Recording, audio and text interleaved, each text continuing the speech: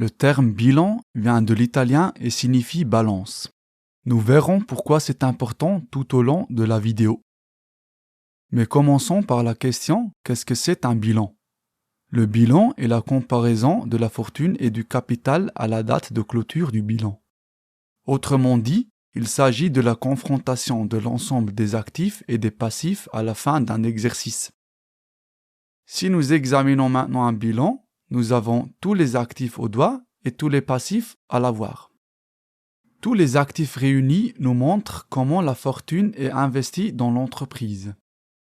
Tous les passifs nous indiquent d'où proviennent les moyens financiers pour financer les actifs. Examinons maintenant un exemple de bilan.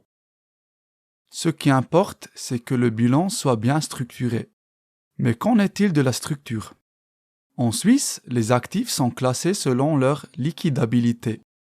Cela signifie que la fortune, qui peut être transformée plus rapidement en argent, vient plus en tête du bilan. Cette structure conduit à deux catégories principales d'actifs.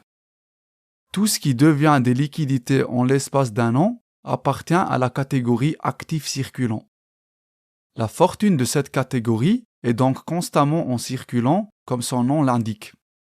Il peut s'agir des rubriques caisse, banque, créances ou stock. Tout ce qui reste dans l'entreprise depuis plus d'un an est appelé actif immobilisé. Ici, un bien patrimonial est utilisé sur une plus longue période. Il peut s'agir des rubriques mobilier, machines, véhicules ou immobilier. Voilà pour les actifs.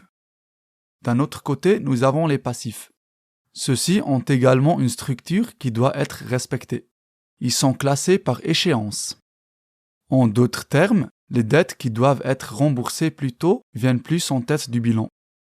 Ici aussi, nous faisons une distinction fondamentale.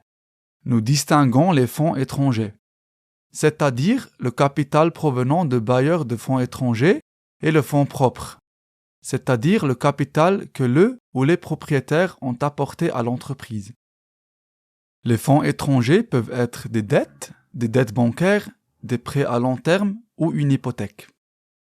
Ce qui est important, c'est que nous devons également procéder à une subdivision importante en ce qui concerne les fonds étrangers eux-mêmes. Il existe d'une part les fonds étrangers à court terme et d'autre part des fonds étrangers à long terme. À court terme indique le capital qui doit être remboursé dans un délai d'un an. Par conséquent, à long terme indique le capital qui est mis à disposition pendant plus d'un an. Il n'y a pas d'autre distinction en ce qui concerne les fonds propres.